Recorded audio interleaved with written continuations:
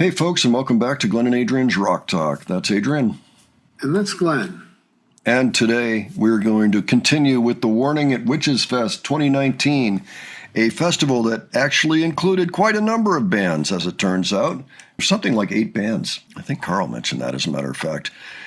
So thank you, Carl. If anybody knows of any of the other sets, maybe I'll go take a look, just because I'm curious, But in the meantime, this has been an interesting show for a number of reasons. Since it's a little bit early, November 2, 2019, it's a small room.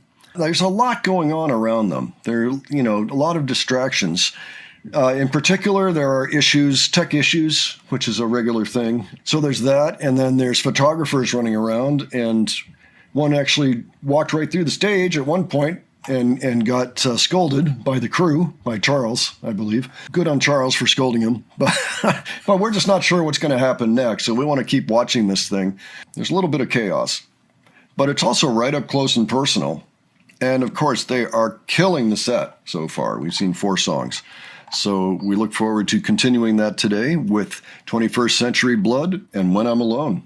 So we'll start with 21st Century Blood. Adrian, do you have any thoughts up ahead before we begin? Dia de los Muertos, not Halloween. In Dia de los Muertos, they pay respect to the dead rather than dance and party with them like on Halloween. There are similarities, but there are major differences, too. Mm-hmm. So I think as long as people know that, then you're covered, pretty much. And it's not interesting. Halloween. And it's interesting they call it Witches Fest because, witches are definitely also a part of Halloween, undoubtedly. So only adds to the confusion, But that's all right. We're here for the music. So let us start taking a look at this, and we will stop in the middle and give our thoughts and then continue. Let's check out 21st Century Blood.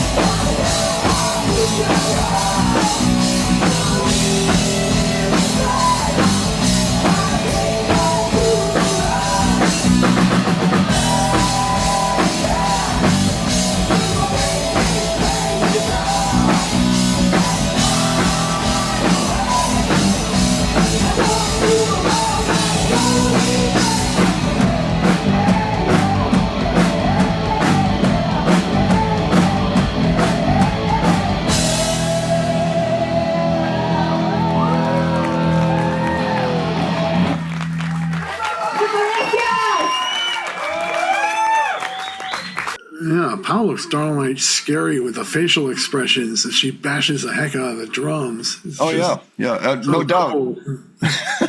She's going for that too. You can tell that's the complete intent, and it works very well. Yeah. Yeah. Very theatrical. They can all be quite theatrical too. So I mean, in that way, it's a treat when they show up like this at a gig, and lean into their costuming and their makeup and everything for the show. And yeah, very good results there, no question. Yeah. Now, I just watched this video of Dani showing riffs from Keep Me Fed, from a few different songs on that album. And she pointed out that she's doing a lot of this crazy riffing, really, while singing on top, singing these front woman lines. And it's very difficult to do that. And, even a song like this, I think it would be a little tricky to do that. So I have kind of a new appreciation, for the work she has to put in to get both things right so that you don't even notice, that there's one person playing both of those things. Because in a lot of bands, you'll have two people, one on the guitar and one on the vocals. She could easily just be the vocalist. It's just really good work. I just want to point that out. That's what loads of practice will do for you. So yeah, overall, quite a lot of fun. I thought it was pretty funny that she walked right up. I mean, there's a little platform step right there, I think, something like that. Like not quite not quite in the crowd, but maybe a foot off the ground or something. And the camera person's standing right there. So it's great when Dani comes right up and she's like, "Hi." It's amusing. Let's move on to the school assignment that broke out and became a warning anthem. Let's check out When I'm Alone.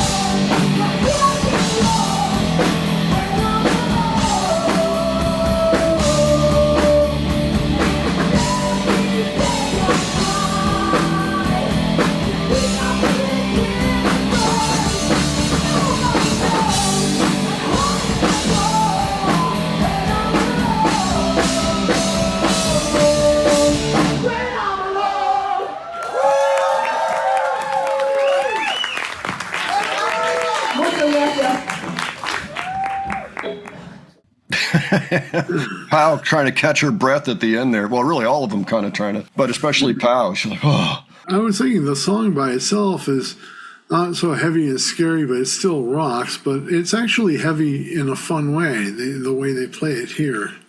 Yeah. They've always got a lot of energy, but you can really feel it in this one for some reason. I don't know if it's the proximity, or what. Yeah, they're really banging it out. It's almost like a punch in the face, the way they're playing. So I love that. That's really great. Also enjoyed that there were no issues with these two songs. There was no need for the tech to come out. There were no photographers anywhere. Perfect. Just the three of them finally able to focus on the actual show itself. All right, folks. Well, why don't you let us know what you thought of this? If you've got any thoughts on these songs that you think we missed, by all means, do so below. If you have other suggestions for us besides this show, I think we're going to probably watch the whole show because a lot of people asked us to do that. But other suggestions, please leave those as well. And if you enjoyed this video, please give it a like. And if you enjoyed the presentation, please subscribe. All right. Thanks so much for joining us, and we'll catch you on the next one. All right. Take care, folks. See you all later.